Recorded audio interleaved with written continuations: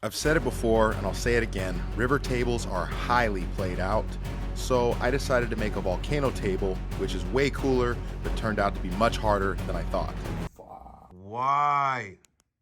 Now, I first laid eyes on this beautiful slab a couple years ago, and there was an immediate connection. There were lots of others to choose from, but for whatever reason, I felt she was the one for me. Although this slab was beautiful and unique, it was too warped to work with, so I took it to an industrial shop in Oakland to plane it completely flat. I've never seen one of these before. No, these don't exist. This is some old school right here.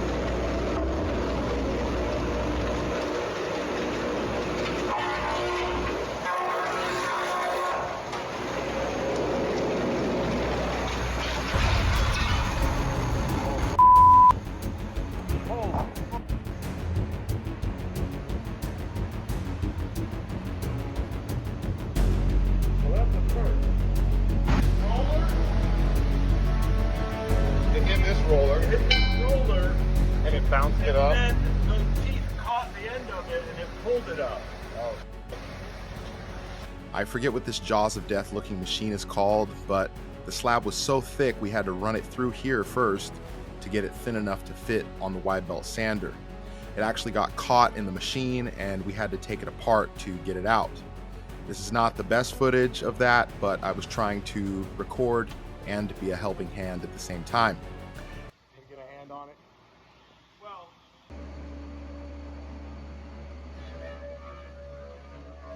After running it through the belt sander, you can see the grain starting to come to life here, and we ran it through enough times to get it flat without removing too much of the wood. I could have used a router sled, but router sleds kind of suck, and they're the cheapest and most messy way of flattening a slab, so my router sled rating is 2 thumbs down. I took it back to my shop and cleaned it up with a wire brush to remove any of the softwood around the edges, and I saw this gorgeous table on Instagram by a company called Resin Space out of Japan, and I just love how the black edges make it look like lava has actually burned up the table. So I actually copied that and burned all of the inside and outside edges of this slab, and that black outline makes this wood and volcanic epoxy stand out way more. So I'd like to give them major credit for inspiring this piece, and there's a link in the description if you'd like to see more of their work. I decided not to burn the grain on this one because it's just way too beautiful to hide, and after the edges are burned, I'm ready to seal the slab. This is obviously a super important part of the process because it stops moisture and air from penetrating the wood and causing movement and cracks later on. I put down some plastic to protect my work table, and I taped these 2x4s with tuck tape so the slab doesn't stick to them once that epoxy dries. This also elevates the slab a little bit so it doesn't stick to the plastic. I mixed up some liquid glass epoxy, and this is actually my first time using this product. But I watched a YouTube video by a guy who tested 20 different deep pour epoxies, and he said this one is the clearest. So I'll be putting it to the test for the first time today. After mixing it, I just rolled a nice thin layer over the surface, and you can already see that grain on this one has a ton of character. And as I flip this over, you can see that both sides are beautiful and unique in their own way. I almost wasn't sure which side to go with, but one had too many valleys and dips in it, so I had to choose the flattest side. After letting this dry, you can see the areas of the wood that absorbed all that epoxy, so much in some areas that it looks like there wasn't even any epoxy poured there, even though there was. And so I just mixed up another small batch to reseal those areas and also seal up the edges where I burned it with the torch. And this is going to trap that charcoal black color on the edges and preserve it, while also stopping bubbles from releasing into the clear epoxy that I'm getting ready to pour in these openings. I'm almost ready to build the mold, but first I have to sand it down and remove these drips so it sits completely flat once I pour the red lava epoxy. For the mold, I'm using this white MDF board, which is pretty standard, but given that this isn't a square table, it definitely makes it more challenging. The last one I did leaked pretty bad, and I almost lost the whole table. Oh, this is bad. So I'm hoping that this doesn't happen again. I traced around the openings so I know exactly where to cut it, as well as where to put the caulking and tuck tape. I used my jigsaw to cut as close to that line as possible, and this really doesn't have to be perfect, it just needs to be close enough. I laid down some tuck tape right where the epoxy is going to be poured, and this is going to stop it from binding to that MDF board. This actually turned out to be a disaster, but we'll get to that in a second. I did a quick dry fit and added some more tuck tape. Then I squeezed this all-purpose caulking around the perimeter of each opening and tried to make sure it was all connected and doesn't leave any room for epoxy to leak out the sides. And I clamped it down in several places. They say this caulking dries in 30 minutes, but the lie detector test determined that was a lie, and I'm letting you know right now that it doesn't. I cleaned off the excess with a little putty knife, and the dry part came off clean, but the rest was really difficult to get off. I sprayed it with my air compressor and it went all over the live edges, and then took hours to clean every little speck. So in the future, I would shoot that caulking further away from the edge, or possibly use a clear silicone. Drop a comment if you know a better way to do this. I'm using this flexible garden edging to seal up this side, and I squeezed a generous amount of that caulk along the edge. Up until now, I haven't made any caulk or caulking jokes, and I think I'm really starting to mature as a content creator. I don't want the garden edging to break when I start bending it, so I used my torch to heat it up and give it some flexibility. Then I just pre-drilled a bunch of holes and attached that edging with some drywall screws, and gave that about 2 days to dry. Now the crazy thing about pouring epoxy is that you really don't know if it's gonna leak until it does. And when you make a mold, the only way to test it is to pour hundreds of dollars worth of epoxy into it and see if you lose your money or not. It's actually kind of like a gamble in a way, but as you get better, I'd say it turns into a more calculated gamble. If you guys watched my last video, you know that I had a major leak that almost cost me the whole project. Although I get some really mean comments on the internet, I also get some very informative and useful ones as well. And one wise commenter suggested using Flex Seal as an immediate fix when the epoxy starts to leak. So I drove to Home Depot to grab some in advance before I even think about pouring. I was going to use one of the sprays, but ended up going with the old school can. And I'll be having this on standby during the pour.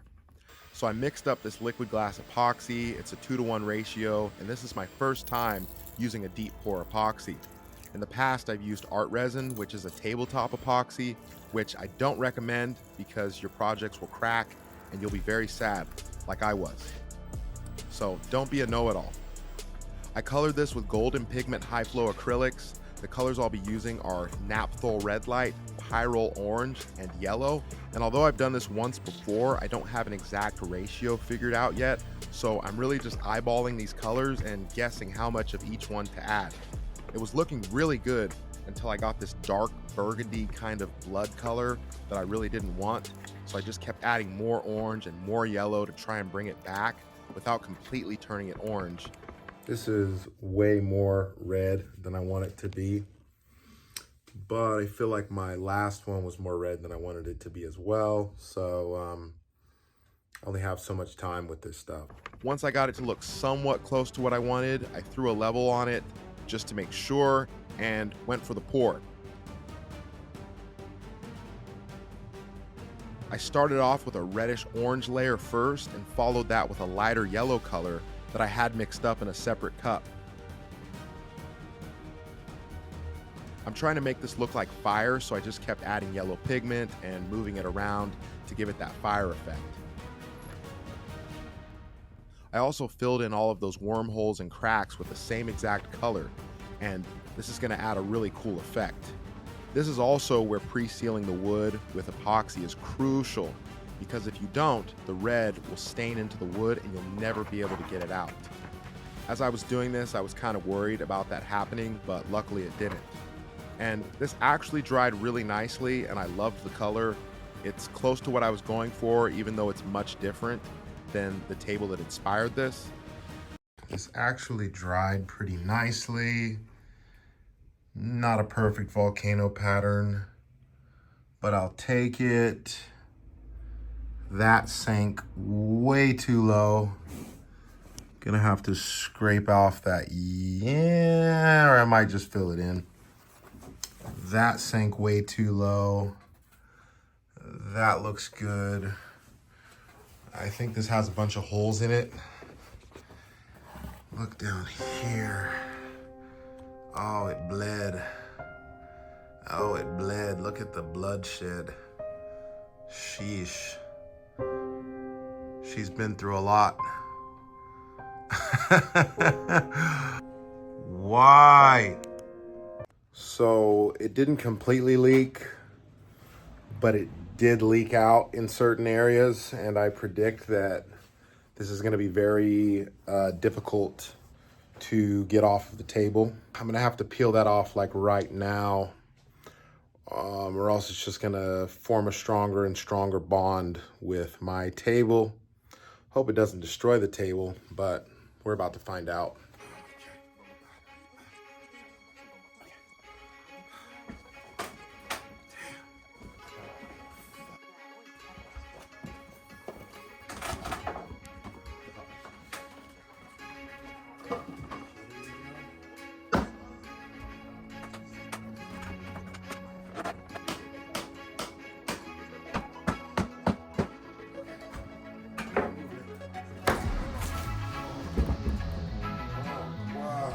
After I rip that off, it's time for the clear layer. And for this, I'll be using a specialty tool that I've never used before called a vacuum pump and chamber. It's a pretty good sized chamber, actually. I don't even know if you can call this a tool. It's more like an apparatus. And what this does is suck out all of the bubbles that are in the epoxy when you mix it. I've never used one of these before, and my worst fear is that it's going to explode and send hot epoxy flying everywhere. I'd honestly rather not even use one of these, but I'm willing to do whatever it takes to get this clear layer as nice as possible. And bubbles are just gonna piss me off at this point. They ruined my last table, and this time I'm bringing out the big guns. I put this thing together. Yes, I did have to YouTube it because the instructions weren't the best, but once it was done, I mixed up some clear epoxy and dropped it into the chamber. Chamber just sounds crazy. It sounds like something's gonna go wrong, am I right? But this actually went okay, especially for the first time. It took a few passes, but I got almost all of the bubbles out, and from there I went for the pour.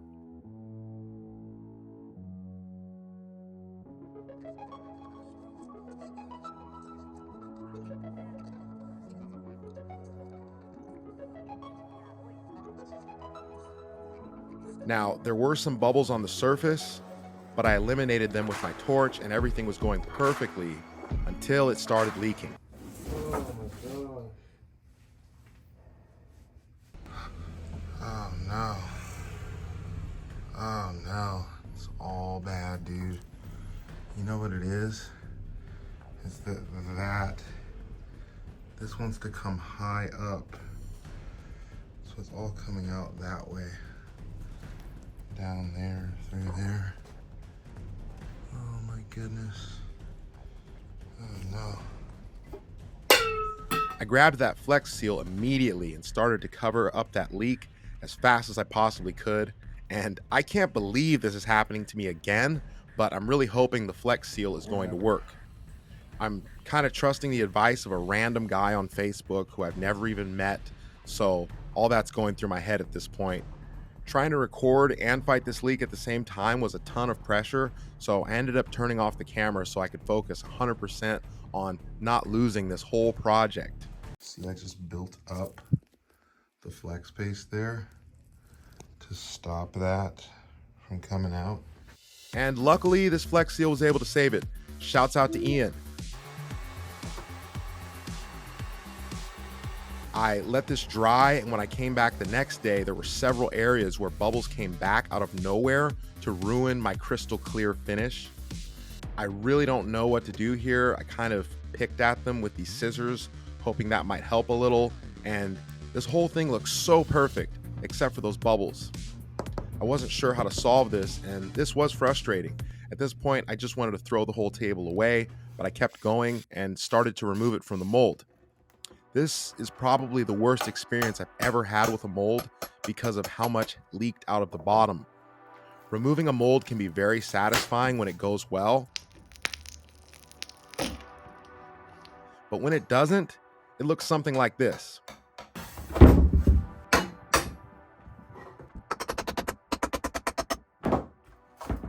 Beating it off piece by piece with a pry bar and a hammer. This was crazy and took way too long. But once I got most of it off, I pulled out my planer and shaved off all of that epoxy that leaked out of the bottom.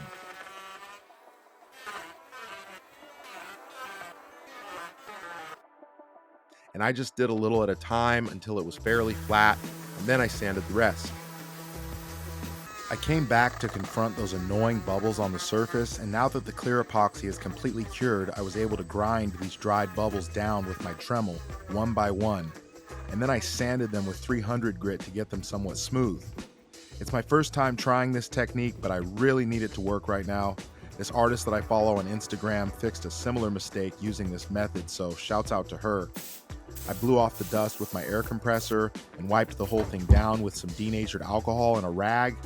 Then I mixed up a small batch of that same super clear epoxy and put it in the chamber to remove the bubbles. The clear epoxy dried a little lower than the slab surface, so this will help to fill in that space. And as I poured this, it made all those bubbles disappear. It was amazing. In my last Volcano Table video, I said that bubbles are permanent like face tats, but I was wrong, and that's actually not the case if you know what you're doing.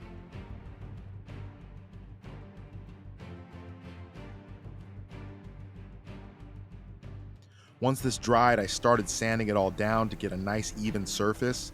The wood is softer than the epoxy, so I'm keeping my sander moving to make sure I don't have a wavy finish when I'm done. Scraping off that flex paste with a pry bar was pretty tedious, but much better than the whole thing leaking onto my floor.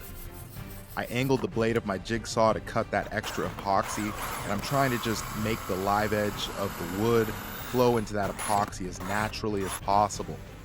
I did quite a bit of sanding in that area, and then I torched it again, but also managed to set my blanket on fire and burn my hand, all in a matter of seconds, which isn't that big of a mistake considering everything else that's happened with this project. I filled in all of the holes and micro pits with a black CA glue and sprayed them with the activator, which makes them harden within 30 seconds. Walnut has natural black accents in it, so this color will blend right in. I flipped this slab over and used some caulk to fill in that hole that allowed all the red epoxy to leak all over my table. I wish I did this before, but I didn't know it was there, and I covered that caulking with black CA glue. Once that dried, I was able to fill in with the clear epoxy. I wanted to just leave that hole open, but this needs to look professional, and I used the extra to fill in some low spots and cracks that I had missed. Once that dried, it looked really good. It was a little low, but I'm about to pour a clear coat, so I'm not really worried about it. I cleaned up that caulking with a wire brush, and from there I'm ready for the clear coat. I sprayed off the dust and wiped this down with a tack cloth. Then I mixed up some art resin, poured it, and spread it around nice and evenly with my notch trowel. I also torched out the bubbles and removed several bugs that tried to ruin my finish. I burned the epoxy in this one area by keeping the heat there too long, which unfortunately led to me sanding this whole thing down and repouring that clear coat. But once I was done, it looked pretty nice. Since my first Volcano table cracked, I took its legs off and attached them to my new table using these threaded inserts and some screws. I recommend steel inserts that screw in with an Allen wrench because the cheap brass ones break very easily. And after getting those legs attached, this project is done. This process was a series of ups and downs, making mistakes, not knowing what to do, and learning how to fix those mistakes, which is a lot like life. And I think that's why I love this. Drop a comment and let me know what you guys think. Thank you all for watching, and I'll see you on the next one.